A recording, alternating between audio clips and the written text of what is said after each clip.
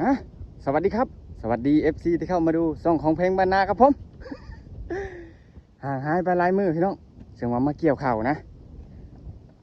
บริลงคลิปหลายมือมานี่เดี๋ยวสิมาบินลมฮ้อนมานี่วันที่27เดือนมีนาคมแต่ว่าลมก็บ่แห้งดอกพี่น้องเด้ลมค่อยๆจักสิขึ้นหรือบ่บริบินโดนเลยนะโทรศัพท์นี่อยากมีขาตกน้ำมันนี่อยากคือเสียงลมเข่านี่แหละแต่ว่าบ่แม่นลมนะลมค่อยๆสำหรับส่วนหนึ่งมันจะบ่มีเสียงลมนะแต่ว่าอันนี้มันจากนองอยู่นะพี่น้องเตรียมตัวลุยเลยฮะนี่แหละขวดน้ำยาล้างห้องน้ำเขาใส่คางละสองพี่น้องพอลมห้อนนี่บ่ใส่เสื้อลายนะแต่ว่ามันมาเสมออยู่แต่ว่าลมบ่ค่อยโอเคปานใด10 โมงลมจะเบิดนะเอาอิงสิกกเสียวเลยพี่น้องบ่ได้ปล่อยเบิดคืนดอกเพราะว่ายันลมเบิดยำตกสปาเขาเจ้าเอาอิงนี่เลยเฮาเรียบร้อยพี่น้องบ่ได้บินล้นเลยเอามองหางเงาๆนี่แหละมาบินมานี่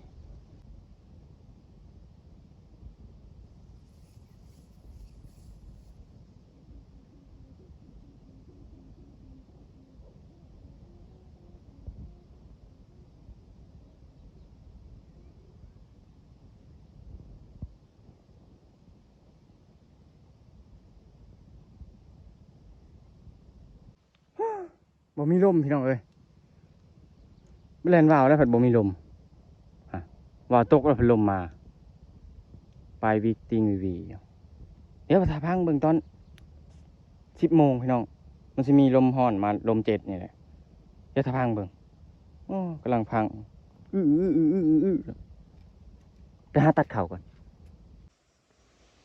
เรียบร้อยพี่น้องครับผมส่วนตัวมีหางเนี่ยบ่ได้เอาขึ้นพี่น้องเอาว่าวปลาขึ้นกินนี่ลมเจ็ด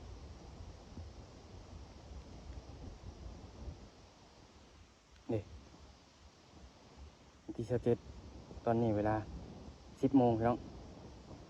เดือนมีนาคม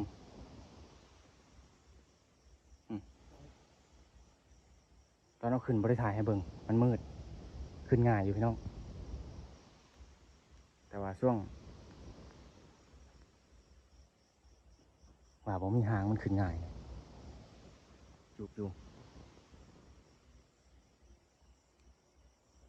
ช่วงบ่ายโมงหนึ่งลมจะเบิดได้ยินสำนี้ลมเจ็ดถ้าลมแปดนี่เสียงมันจะออกคักกว่านี้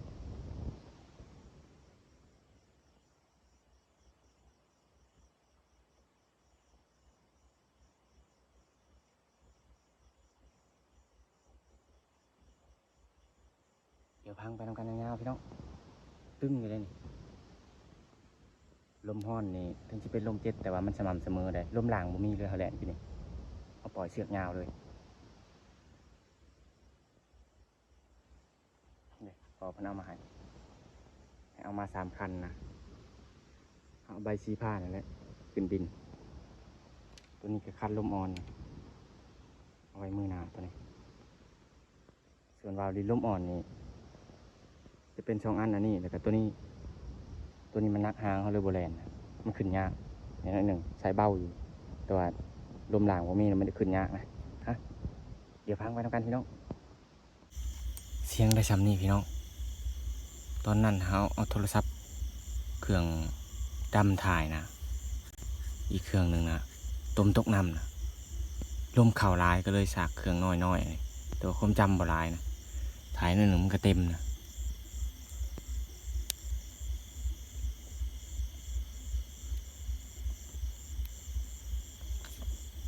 ดีเลย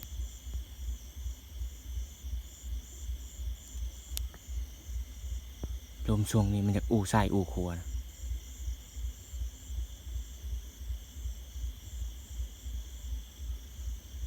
เดี๋ยวพังน้ำกันจังหน่อยตึงมืออยู่เลย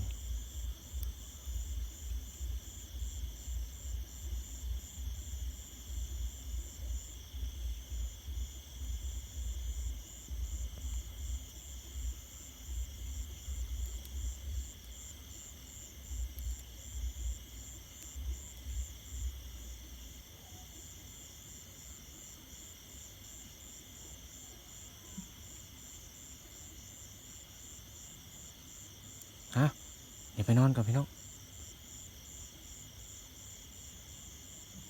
เดินสิดึงมา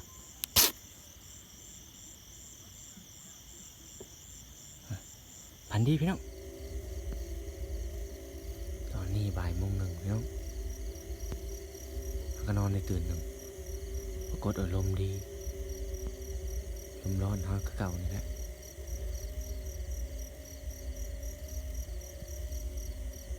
ธนูยังบกขาด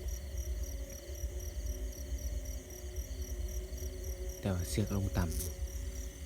ำโอ้แหงเด้อนี่ตึงมือเติบ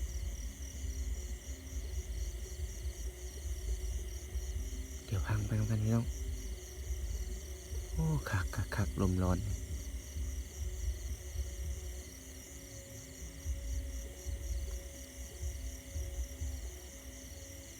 ยุงกัด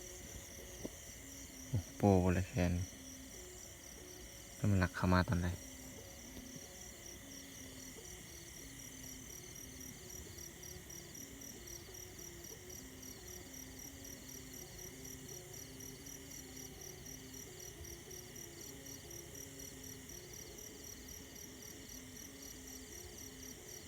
มันดังนุ่มๆมันดังเป็นจังหวะเป็นทำนอง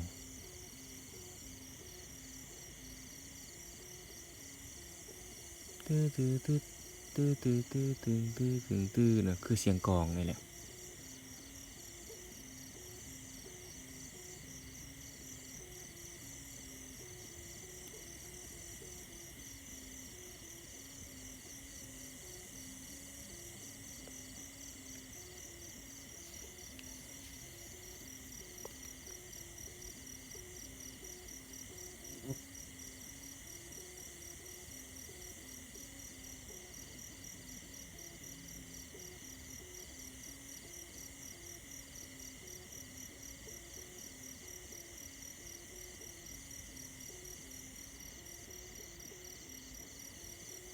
ฮะเดี๋ยวไปนอนต่อก่อนพี่น้องวันนี้บรรยากาศช่วงเช้าพี่น้องยังบ่ตกพี่น้องสวัสดีในตอนเช้าของวันเสาร์วันที่28เนาะจะคิดได้ยินหรือบ่เสียงนี่เพราะว่าตื่นมาเช้ามานี่เสียงตู้หลายพี่น้องว้าวป่าเฮาเสาแจง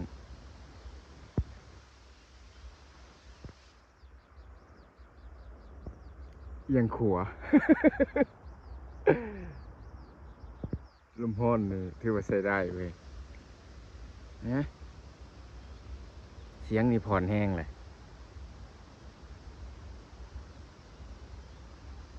อะเสาแจงจางปางตอนนี้คิดว่าสิตกบ่ายโมงหนึ่งบ่ตกพี่น้องลมนี่เริ่มคอยแล้วเดี๋ยวสิเช้าลงก่อนพี่น้องเดี๋ยวเราไม่สิตกที่ปากเขาเขาเจ้าเดี๋ยวเมื่อคืนนี่ตอนดึกน่ะธนูไหลดีพี่น้องสำหรับคลิปนี้เอาไว้สำหรับพี่น้องจวดคือเก่าเฮาทางฝั่งลาวเป็นไดพี่น้องทางฝั่งไทยจวดคือเก่าบ่เนาะทางนี้นะจวดแลนตัวนี้บ่ขึ้นเอาตัวนี้ขึ้นแลนตัวใส่หางบ่ขึ้นนะเขาก็เริ่มสุกแล้วพี่น้องบ๊ายบายพี่น้องคักนกยังไงตื่นเช้าอะไรนกโทรศัพท์นี่ขาตกน้ำนี่มีเสียงยัวๆเข้ามาเลยอย่าคือเสียงลมนี่แหละพี่น้องที่แท้ตอนเช้านี่ลมบ่มีนะ